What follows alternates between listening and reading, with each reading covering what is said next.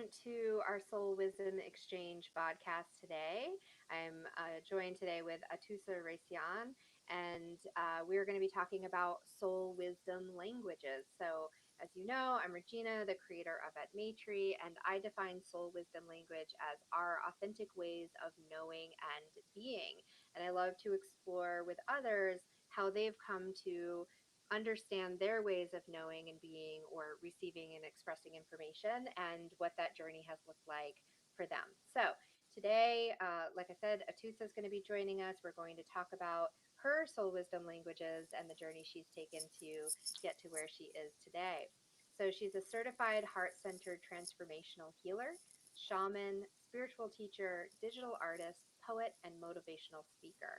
Atousa has extensive experience in and passion for helping individuals to discover and tap into their true self. I love it.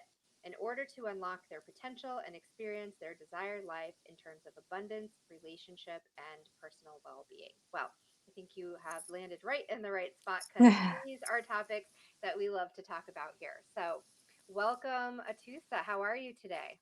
Good. Thank you for having me on your show. I'm really excited. Oh, yes, absolutely. I'm excited for you to be here as well. Um, so tell us, Atisa, what are your soul wisdom languages? How would you identify with your ways of knowing and being? I identify soul wisdom, whatever, and I tell this to my clients as well. Um, Normally, people listen from here with their logical mind tells them what to do and good and bad and go down. All the fear stuff happens here. But anything that moves you from your heart center, and you know in your heart to be the way to go, that's the way to move. And you will end up always in the right place. You will end up in the flow. And the way that actually, all my work that I do, it comes from my own knowing, from my heart, from my own intuition, guidance. Even people say download. So whatever it's downloaded to, again, it's received in here and it's expressed from the heart. Um, the artwork that I do, the healing work that I do with the clients, the poetry I come up, even the chapter that, you and I are in this great book that is coming out. Yes. Even that, just really how it happened, how I came to find this book, get on this journey, all of it was just following what feels good in here. Yeah. And all that expression. Yep. Can you talk a little bit? I love that. And I love how you really clearly can identify when something's coming into your head versus your heart. And this is a topic that that I end up in multiple conversations with my own clients and my friends and family as well of how do you tell the difference, right? Is there a different tone of voice? Is there a different sensation in your body? How do you know that something is clearly coming in through your heart wisdom rather than through your analytical mind? When it comes from the heart, it's actually very simple. Mm. It's very simple. It's very direct. It feels good. There's excitement in it. It's really a good feeling. When it comes from the head, it can have emotions such as fear or anxiety or sadness or doubt and all those things attached to it. And one of the ways I tell people to distinguish is that if they have a choice, imagine putting it in a box Mm-hmm. and that you're just going to feel the box. You're going to say, okay, do I want box A or box B? Mm. Oh, I love Instead that. of looking inside, because when you look at the details, that's when the head gets involved. But when you're just looking at, okay, which box feels better, then you're like, okay, yeah, box A feels better. Let me go inside and see what is in this box. Oh, I love that. Beautiful. Hollis says, hello, ladies. Happy to see you. Hi, Hollis. Good to see you as well. Um, yeah, I love that idea of putting it in a box so that you're not really that almost for me, it almost does the same thing as often when I walk people through a meditation, a guided meditation, or a guided journey, or something like that. I'll suggest that they close their eyes. And even though there are lots of meditation techniques that you keep your eyes open, right, and you have a focal point, Mm-hmm. the reason why I like to prompt you to close your eyes when you're going on an internal journey is so that your brain knows you're not looking for answers outside of Right. your body, right? You're looking for answers inside of your body. And by closing your eyes, it's almost like saying, okay, we're not using this function right now. We're using an internal function. We need to feel the answers. We need to imagine the answers. And not necessarily be in that awakened state that we are. I mean, in a very different kind of awakened state, but in that waking state that we have in our day-to-day life when we're making decisions. So Exactly. Exactly. That's why I have my clients put it in the box so that they're not um, sort of seeing it, they're feeling it.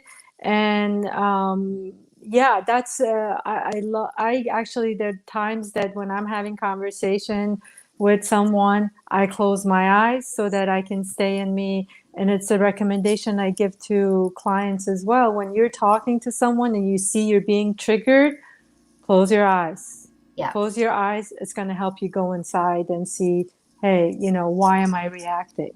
Beautiful. I love that. Sorry, we were just having an issue with the mic. Hollis, can you hear me better now? Sounded like my mic was maybe muffled with the headphones. Can you hear me okay, Atousa? I can hear you fine. Okay, beautiful. Okay. I think that's better. It's always a crapshoot. we were The before digital age. the digital age, right? Like so many benefits and also so many challenges. So Exactly. um, Hollis, thank you for noting that.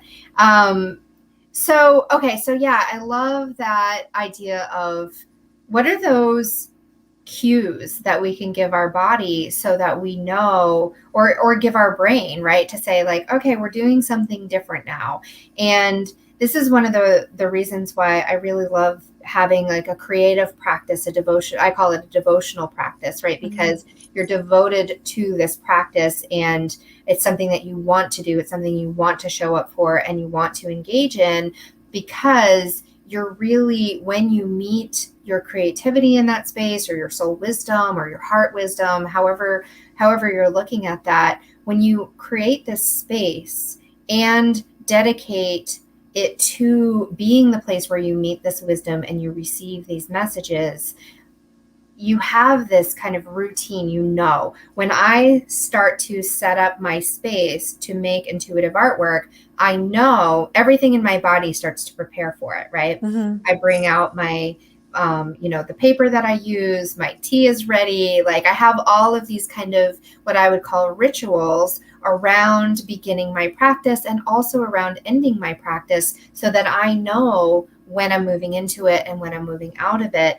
And that allows me to be really present and to receive while I'm in that space. Correct. Yeah. Do you have anything like that, a similar kind of practice that you engage in?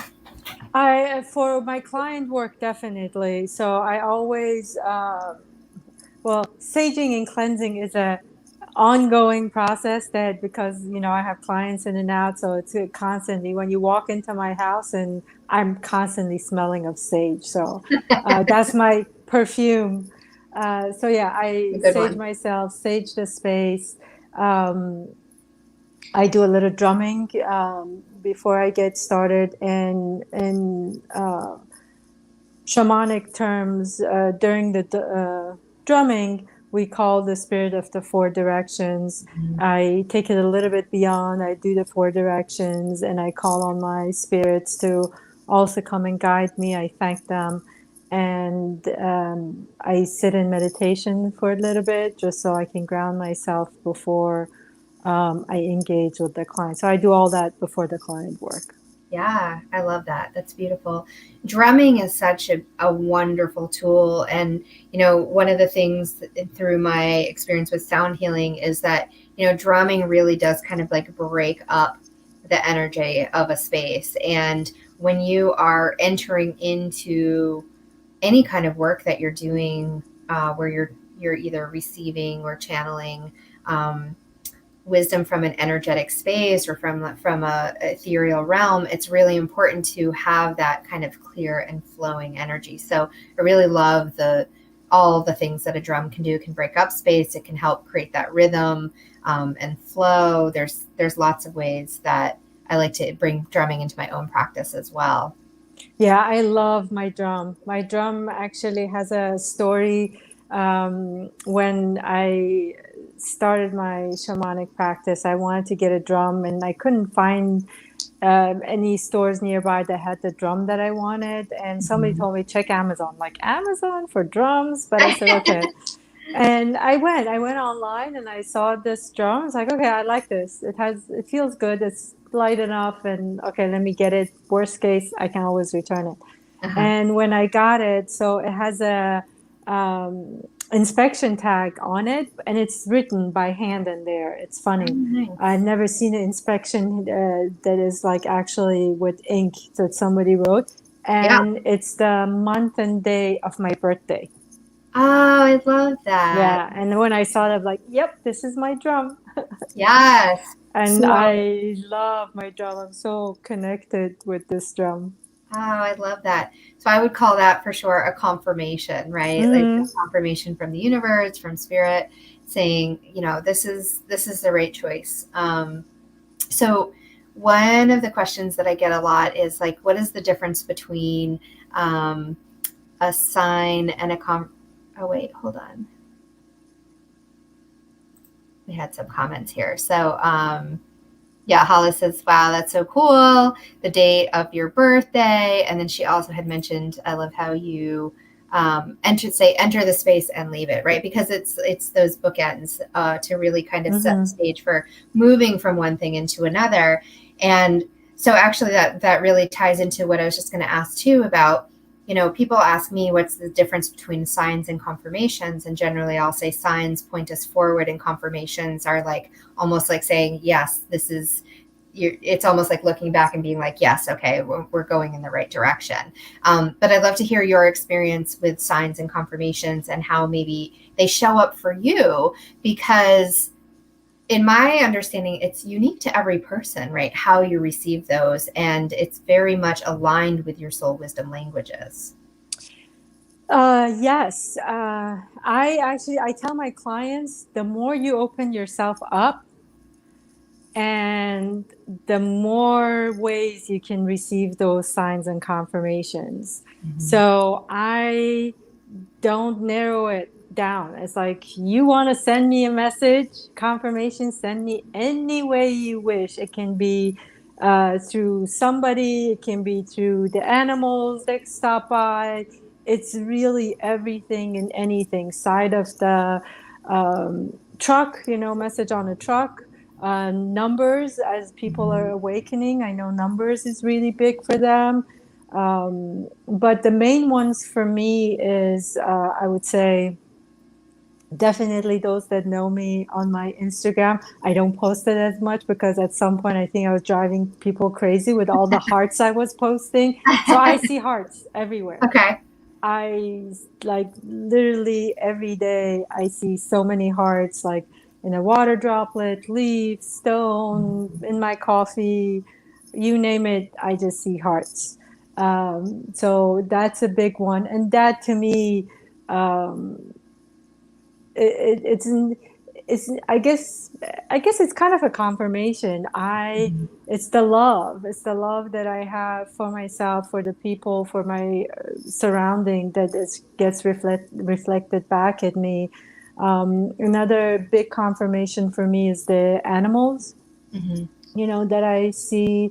Yesterday, actually, I was on my walk and I was texting Hollis and asking her a question. I was pondering these things. And in the middle of the road, there was this big snake, and I posted on my Instagram, which is one of my favorite spirit animals, that came, and it was just sitting right in the middle of the road. And I stood there and started communicating with it and seeing what the message was. And sure enough, I got my message, and it just opened my, for people, I say, open yourself up. Because when they say, well, I'm not getting messages, well, where are you looking for it? Songs, songs is another big one. My Oh, Pandora, yeah. I love my Pandora. I tell Pandora, hey, what do you got for me today? And sure enough, the first three songs always has something good in it for me.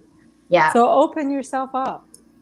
Songs are a big one for me too. And I know my sister's actually on here, and she posted that her daughter sees hearts everywhere as well, which I think is actually really interesting, because you said that your wisdom comes from your heart. That's where your guidance comes from. So of course that reflection of that makes a lot of sense too.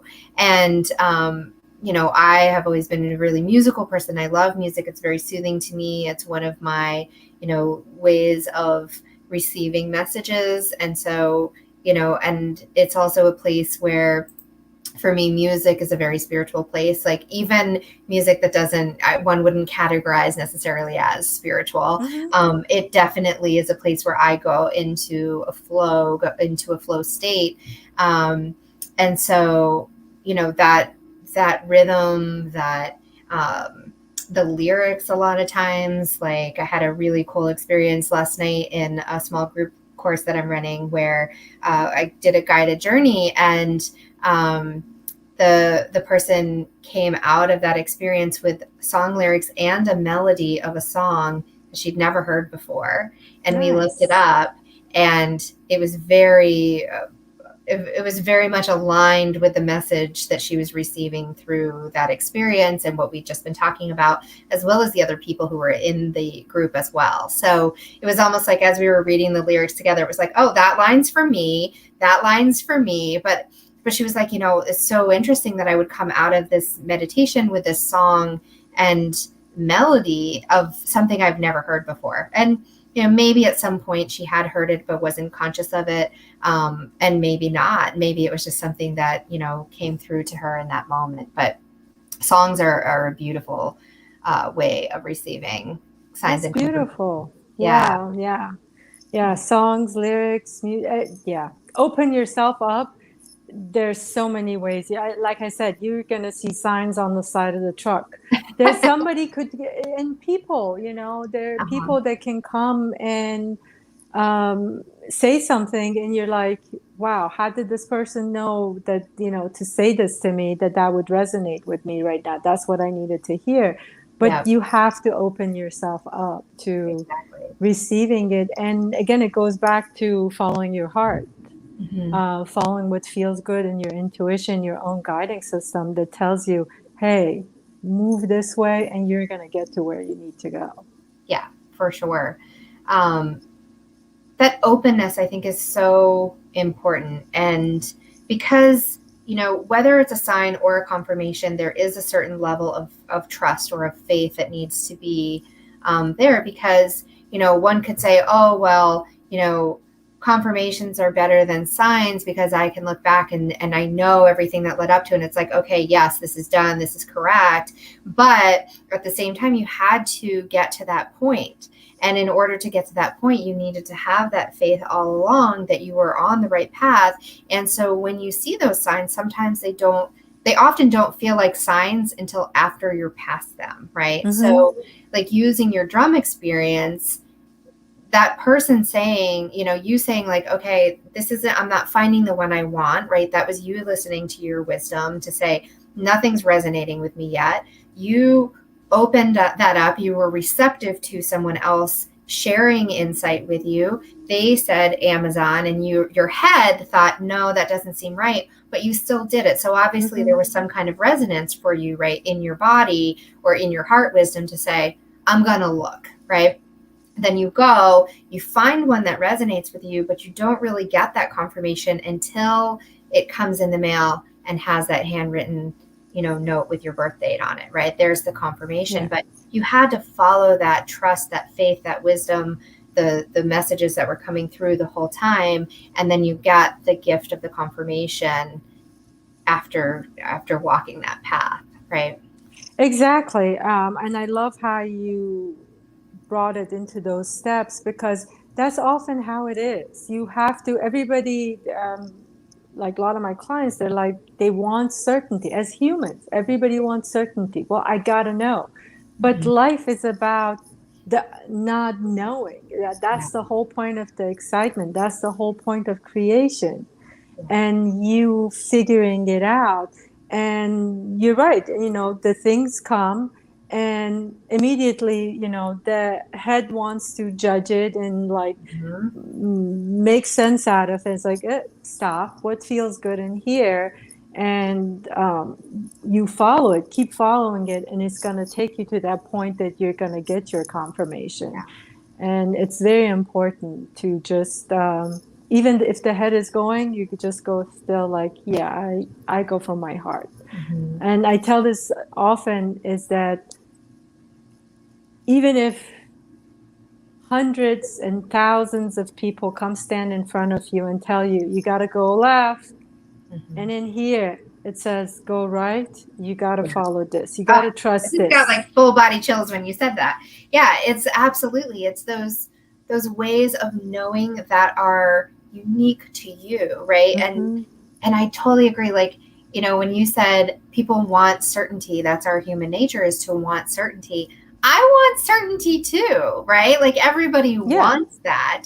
However, I have learned to have certainty in my knowing. I may not understand what the outcome is going to be, but the certainty comes in the knowing of when I am in the flow, when I am aligned with something, and when I'm not. And so even though I can't see the outcome, I'm certain about my decision, right? Does that resonate with Exactly. you?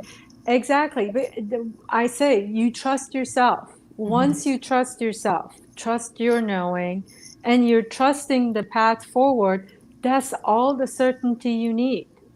That's Mm-hmm. all. My Yeah, certainty is just that. I trust my knowing.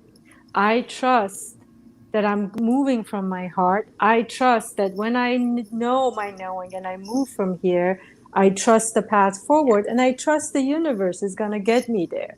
And absolutely. that's all the certainty that I need. I don't need to know what's going to happen or where I'm going to go. It's going to be fine. It's going to be great, actually, more than fine. Yeah, I found so many times that when I don't trust that, even with little things, like even there's something this morning. Okay, this is a really like silly example, but this is totally, totally true.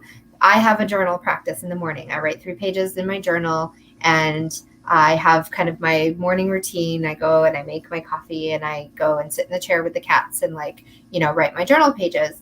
And this morning when I came into my office to get my journal, there was a knowing that said, your pen is going to run out of ink, bring 2.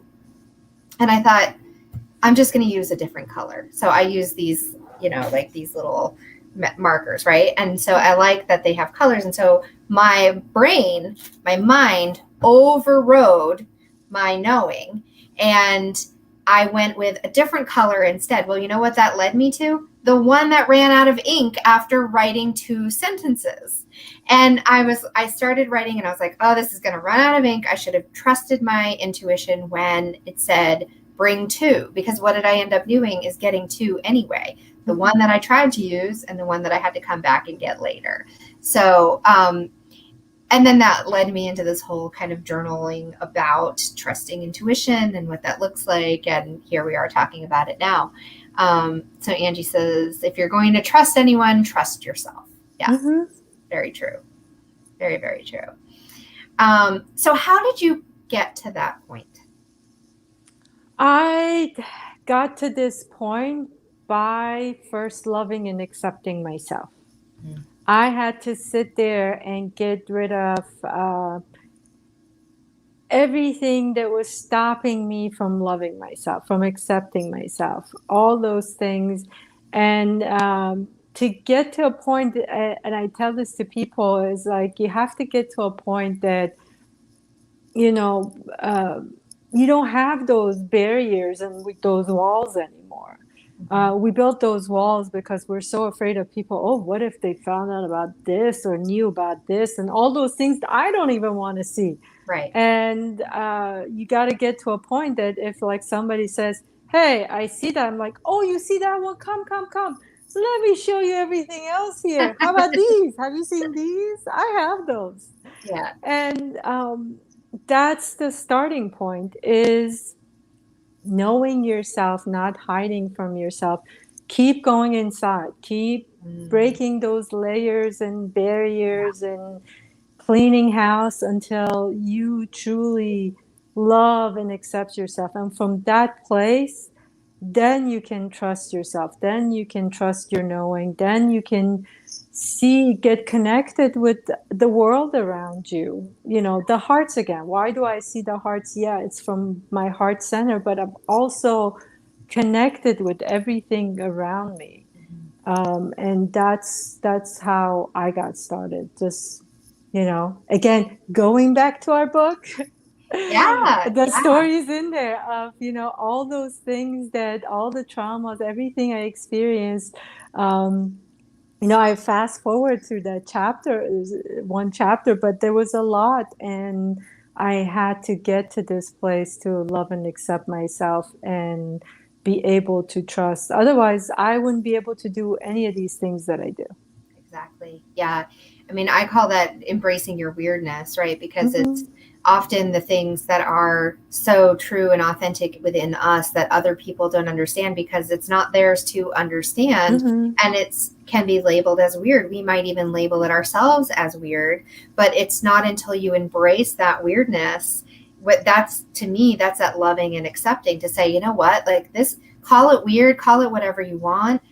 This is who I am. This is how I am. And I accept that and I love that. And I'm gonna lean into it. Right. Mm-hmm. And that's how you really, I love what you just said about love yourself, don't hide from yourself, or accept yourself, don't hide from yourself. And or maybe I can't remember your exact wording. It was so beautiful. Know yourself, don't hide from yourself, maybe, but embrace. Oh yeah, Hala says embrace the weirdness, and it is such a journey, right? Like it's it totally is a journey of getting to know that, getting to trust it, and it happens a little bit at a time.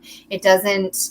It's not like one day you just say. Although looking back, it kind of feels like those moments where you're like, oh yeah, I decided one day that this was the change that was going to happen. And then from that moment forward, everything went into line. That is often true. But also what you don't see before that is countless times of you coming to that again and again and again and again. And then one day you step over the line. Mm-hmm. And that's when you make that decision, you set that boundary, you fully embrace it. And that's the point where things do start to unfold, where they do start to open and expand, and you can really move through that. So, oh, so beautiful. I can't wait. I haven't actually read your chapter, so I'm super excited to read it.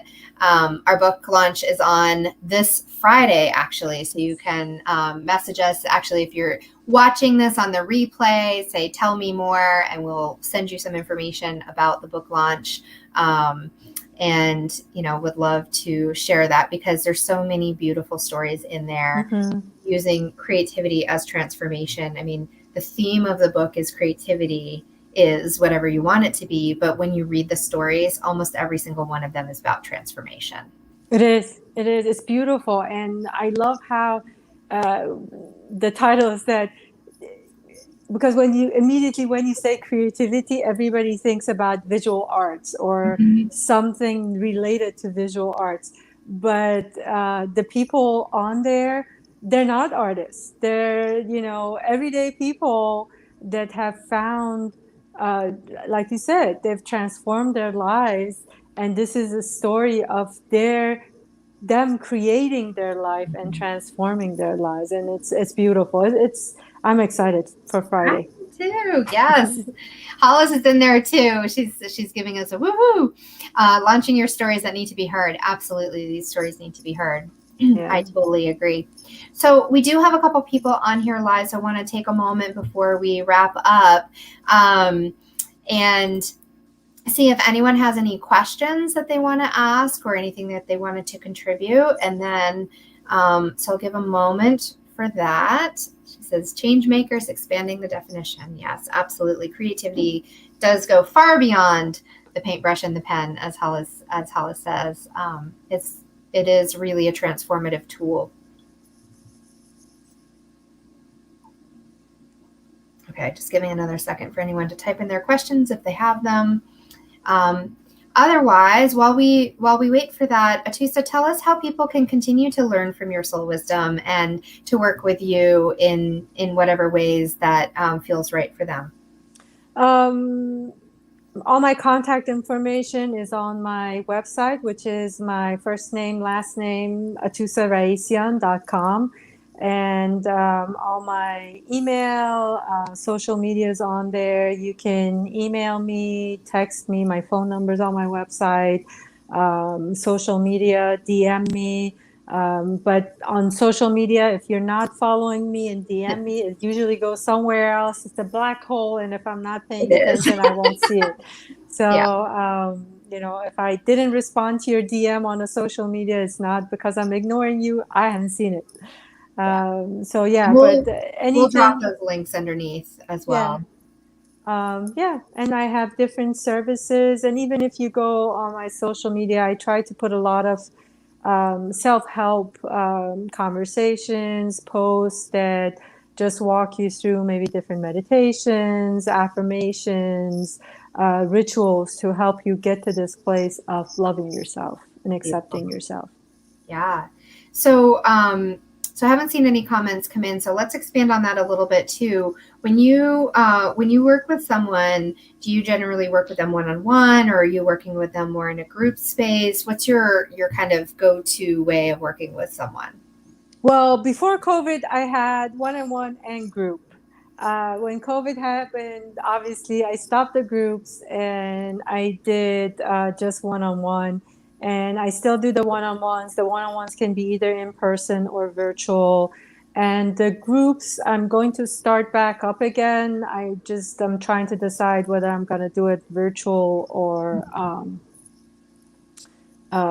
in my studio. So that one I haven't decided yet. But both of them I love. I can't say I like one over the other. It's just a different experience. And the healing happens in a different way in a group setting and one-on-one. So I love both of those.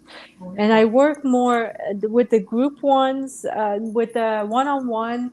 I do more of what I call more of a shadow work and working with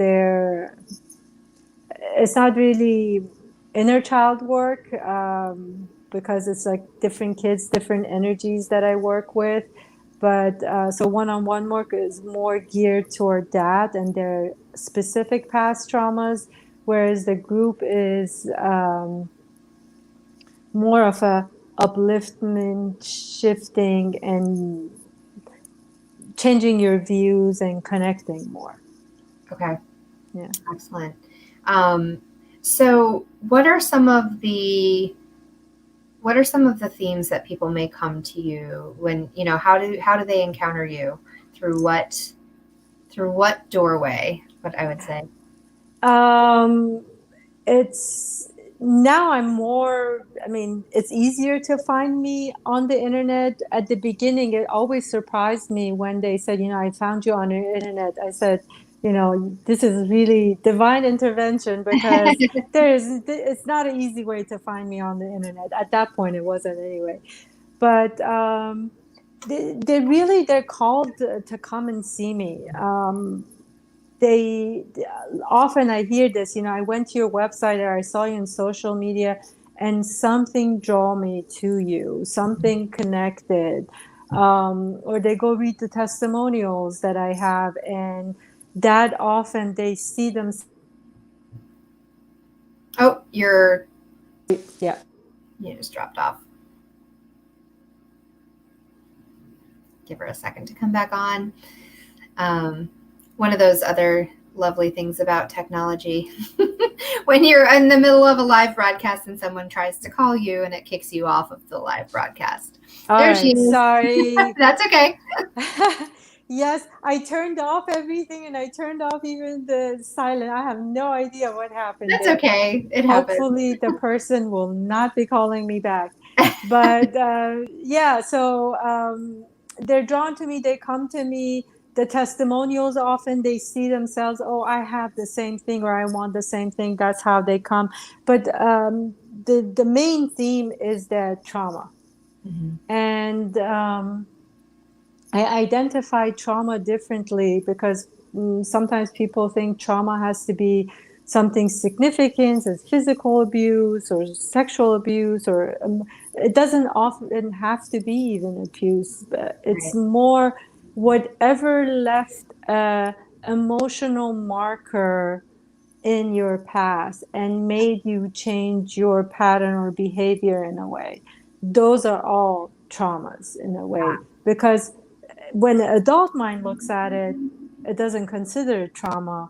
But as a kid, a 3-year-old, a 6-year-old, an 8-year-old definitely sees it as trauma. Yeah. Well, So, we're felt it as trauma. So I often describe trauma as stickers. So you, which is kind of a funny thing because you, as a kid, you get stickers when you do something well, right? Like, let me put a yeah. sticker on you.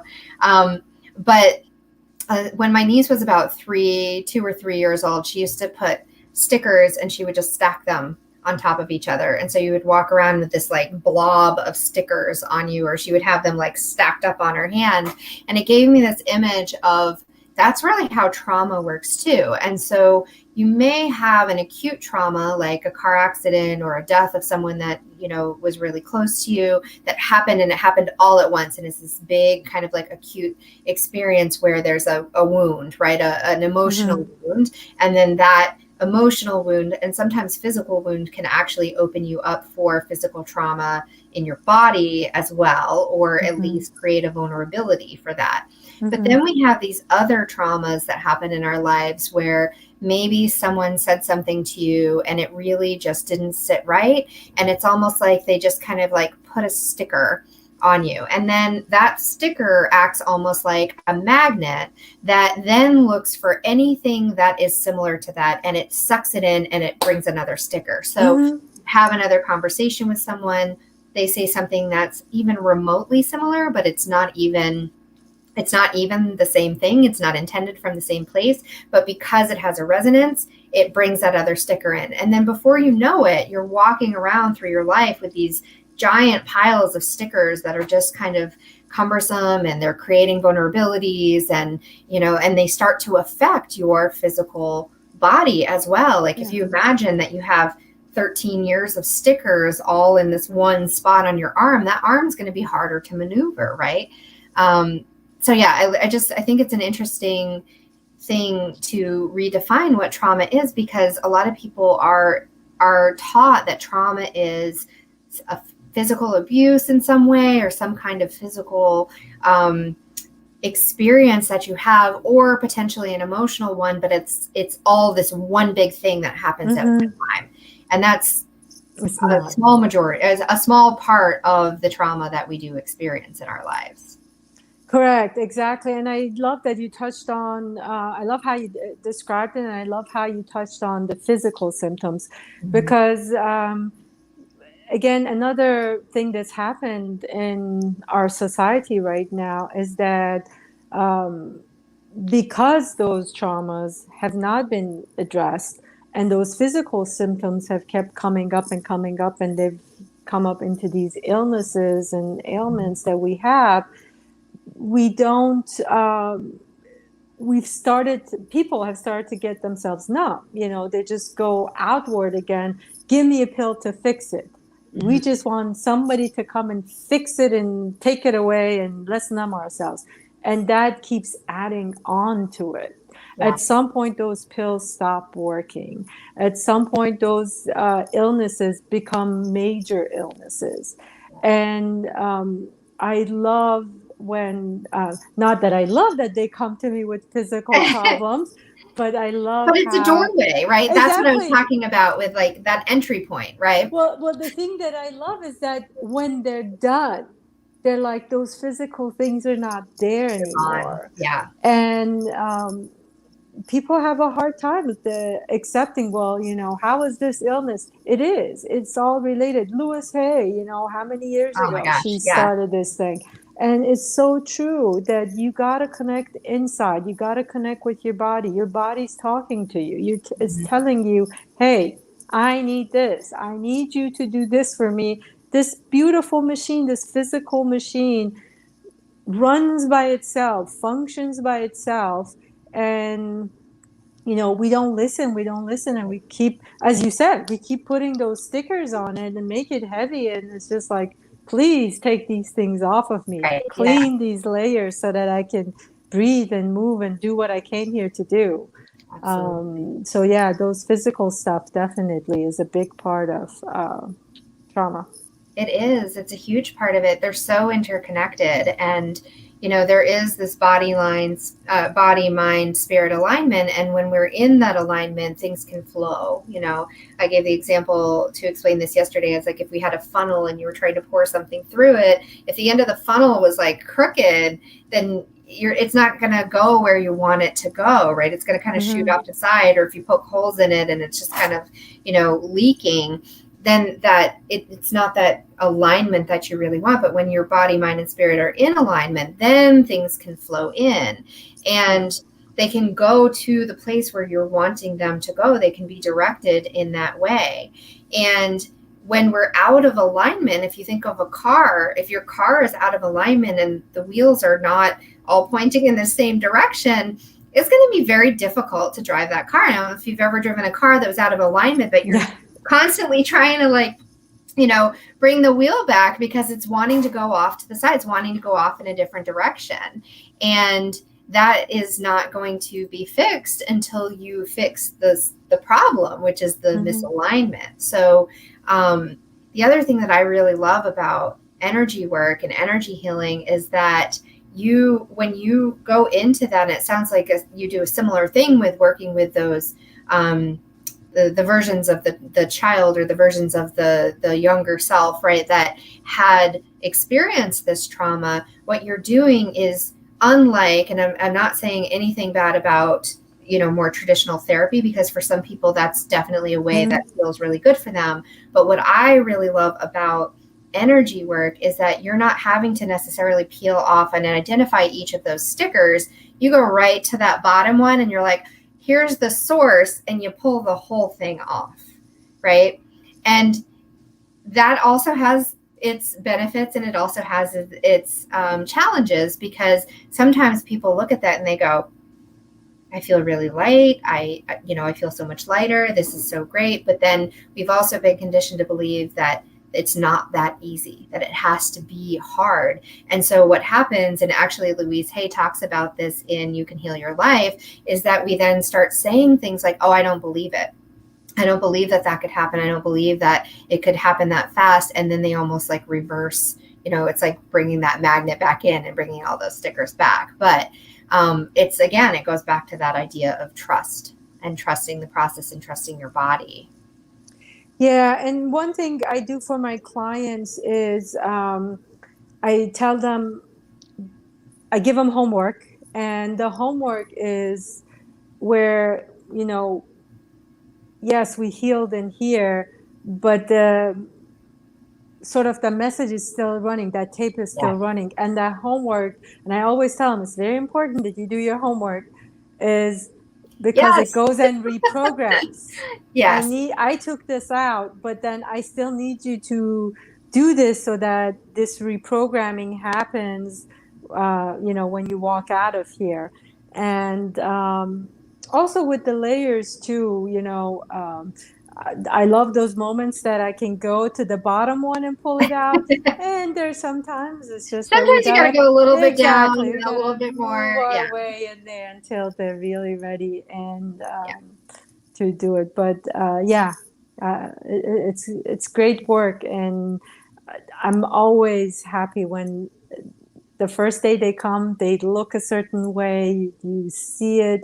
And when, like, it takes about like 8-10 sessions when I tell they've graduated. But even Mhm. the almost like third, fourth session is like there's a new person in my office. Yeah. So it's great. And Love it. whichever way you go, do it. I hope everybody takes the time to go inside and clean and clear so that you can live your full life, live a better life.